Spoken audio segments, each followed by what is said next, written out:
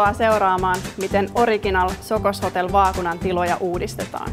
Suunnittelupöydän ääreen päästetään hotellin luova ja persoonallinen henkilökunta, joten lopputulos tulee olemaan aisteja hivelevä.